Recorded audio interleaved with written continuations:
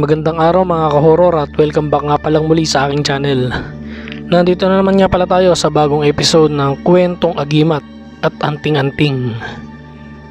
Bali sa video nga palang ito mga ka-horror ay ang pag-uusapan natin ay ang lugar ng Biringan at ang mga agimat at anting-anting na nakukuha rito. Alam naman natin mga ka-horror na sa puso ng Samar ay may isang alamat na kumakalat na bulong-bulungan ng mga matatanda, at ito nga yung lungsod ng Biringan. Ito ay isang lugar na hindi nakikita ng ordinaryong mata. Tinatahanan ng mga nilalang na mas maganda pa sa diwata, ngunit mas misteryoso kaysa sa gabi. Ayon sa mga kwento mga ka-horror, dito ay matatagpuan ang mga agimat at mga anting-anting na hindi mo basta mabibili o mahahanap sa mundo ng mga tao. Sinasabing ang mga ito ay pinapasa lamang sa piling individual sa pamamagitan ng lihim na kasunduan, mahigpit na panata, o kapalit ng isang bagay na higit pa sa kayamanan.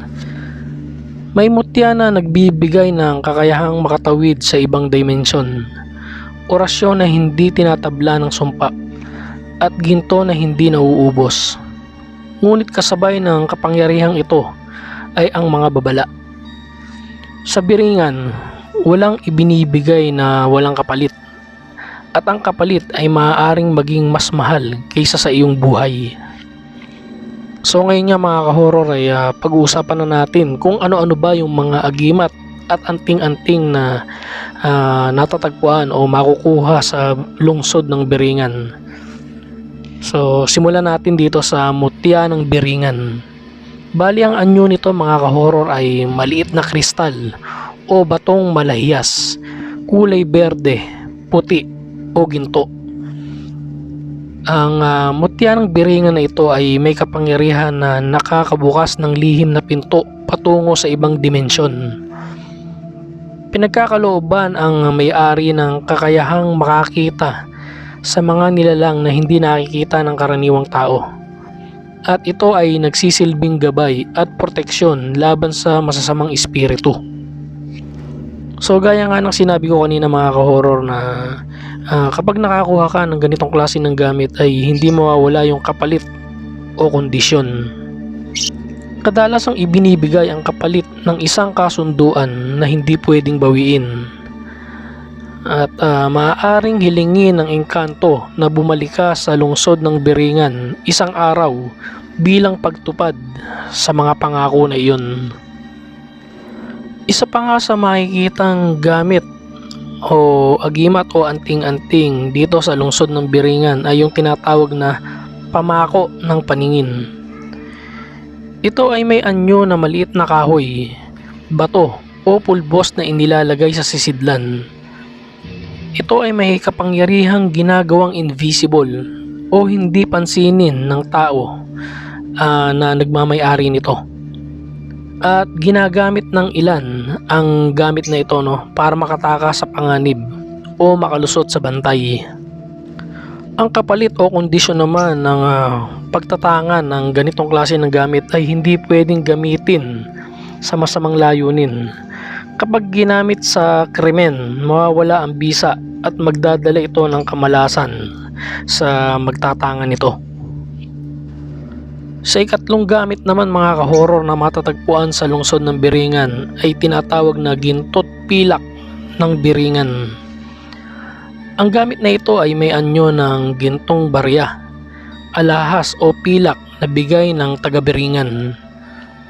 Ito ay may kapangyarihan na hindi mauubos kapag ginamit ng tama.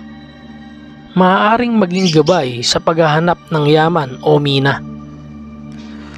Ang kapalit o kondisyon naman ng pagmamay-ari ng ganitong klase ng gamit ay maaaring magmukhang ordinaryong bato kapag ginamit sa kasakiman, at kadalasang hinihingi ng kapalit ay isang mahal sa buhay o panghabang buhay na serbisyo sa kanila. Sa pang-apat naman na gamit na nagmula sa lungsod ng Biringan ay tinatawag na pananggalang na orasyon ng Biringan. Ito ay may anyo ng mga lihim na dasal at salitang hindi naiintindihan ng karaniwang tao. Ang kapangyarihan nito ay malakas na proteksyon laban sa kulam, barang at sumpa, at pinapalakas ang aura ng may-ari para hindi kapitan o hindi lapitan ng masasamang espiritu. Bilang kapalit o kondisyon ay kailangan dasalin ang mga orasyon sa eksaktong oras na karaniwan ay hating gabi o madaling araw, at kapag nalimutan o naputol ang panalangin ay siguradong mawawala ang bisa. Ang ikalimang gamit o agimat o anting-anting na matatagpuan sa lungsod ng Biringan ay tinatawag na dugot lupa ng Biringan. Ito ay may anyo na maliit na bote na may lupa at patak ng dugo mula sa seremonya. Ito ay may kapangyarihan na maaaring gamitin sa mahika para itali ang isang bagay o tao sa iyo. At ito ay ginagamit sa mga ritual ng nagpapalakas ng kapangyarihan. Ang kapalit at kondisyon ng pagtatangan ng ganitong klase ng gamit ay lubhang mapanganib at madalas ay nauuwi sa kapahamakan kapag ginamit sa masama. Ito rin ay pinaniniwalaang nag-uugnay sa kaluluwa mo sa Biringan magpakailanman. Sa number 6 naman, mga ka-horror, na gamit na matatagpuan sa lungsod ng Biringan ay tinatawag na balat ng liwanag. Ito ay may anyo na tela o balat na parang kumikinang. Minsan ay galing daw sa sayaw ng diwata. May kapangyarihan ito na ginagawang mabilis at matatag ang katawan ng may-ari at pinoprotektahan sa mga matitinding sakit at karamdaman. At bilang kapalit naman o kondisyon ng pagtatangan nito ay kailangan laging dalhin sa katawan. Kapag nawala, pati kapangyarihan ay mawawala. Payo naman ng mga matatandang antingero at mga matatandang albularyo ng Samar. Ang mga agimat na mula sa Biringan ay kadalasang may mas mataas na presyo kaysa sa ordinaryong agimat ng tao. Hindi lahat ng makukuha ay nagtatagumpay sa paggamit nito. Marami ang nawawala o biglang nagkakasakit kapag hindi natupad ang kasunduan. At bilang babala naman para doon sa mga taong nagnanais o magnanais magtanga ng ganitong klase ng gamit na nagmula sa lungsod ng Biringan, ito ay hindi basta-basta ibinibigay sa nagnanais magkaroon nito. Kadalasan kinakailangan ng kapalit, maaaring serbisyo, pangako, o maging ang pagsama sa kanila. Marami na rin ang kwento ng mga nakakuha ng ganitong agimat, ngunit hindi na nakabalik ng normal ang buhay.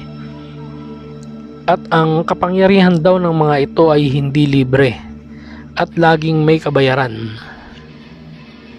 Bilang pagtatapos, marami ang naakit sa pangako ng kapangyarihan mula sa mga agimat at anting-anting ng Biringan. Mga mutya na kayang buksan ang daan ng ibang mundo, mga gintong hindi nauubos, at mga orasyong naglilimita sa kamatayan. Ngunit sa likod ng bawat biyayang iyon, may mga kwentong tinatakpan ng katahimikan, mga pangalan ng tao na minsang nakita ngunit hindi na muling nasilayan. Ayon sa mga matatanda, may mga negosyanteng biglang naglaho matapos makipagtagpo sa isang maganda ngunit kakaibang babae sa gilid ng kalsada.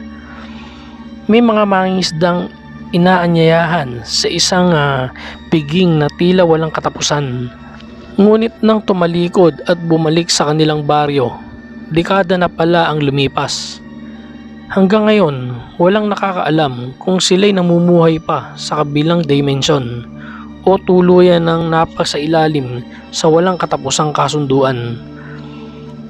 At kung sakaling marinig mo sa hangin ang mahina ngunit malinaw na tawag ng isang boses mula sa dilim, ay huwag kang lilingon, sapagkat baka ang tawag na iyon ay mula na sa biringan. At kapag sumagot ka, ay baka hindi ka na muling masilayan. Hanggang dito na lang mga ka-horror, at samahan nyo akong muli sa mga susunod ko pang mga video patungkol sa agimat at anting-anting. Maraming salamat po.